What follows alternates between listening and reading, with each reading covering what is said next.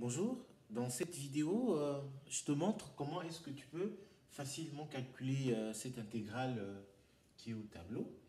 Alors, chaque fois que vous avez une intégrale d'un quotient à calculer, il faut faire attention. Ici, si vous regardez, le degré du numérateur est plus petit que le degré du dénominateur.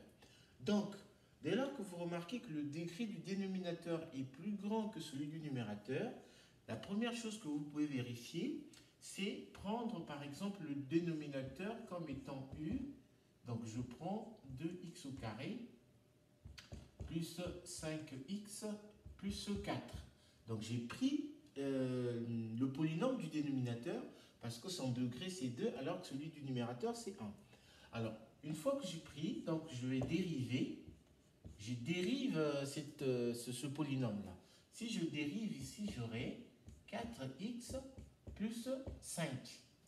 Alors, une fois dérivé, je me rends compte que l'expression que j'ai ici ressemble étrangement à l'expression que j'ai au numérateur. Il suffit de multiplier par 2.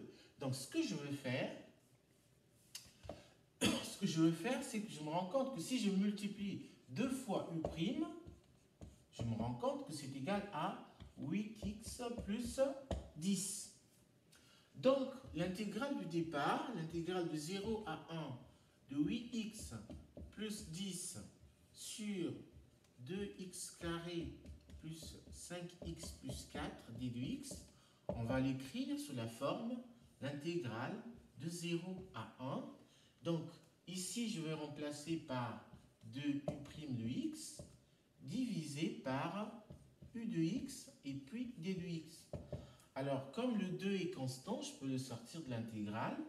Il va me rester l'intégrale de 0 à 1 de u' de x sur u de x, d de x. Alors, lorsqu'on arrive ici, normalement, ça, on connaît la primitive de cette fonction.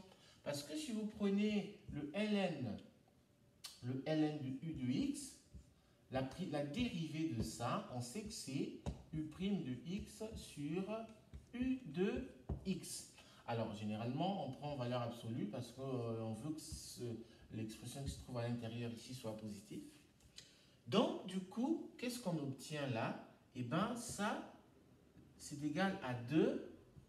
La primitive ici, c'est ln de u de x, sachant que notre u de... Alors, je vais d'abord écrire u de x entre 0 et 1.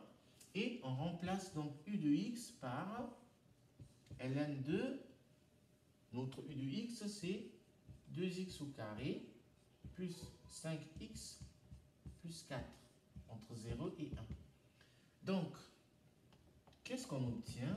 2 facteurs. Alors, en 1, on aura 2 plus 5 et plus 4. Donc, ça nous fait 11. Donc, on aura ln de 11 moins en 0, on aura, ça va s'annuler, donc ln de 4. Donc, en fait, ça nous fait 2 ln de 11 divisé par 4. Parce qu'on sait que ln de A sur B, c'est égal à ln de A moins ln de B.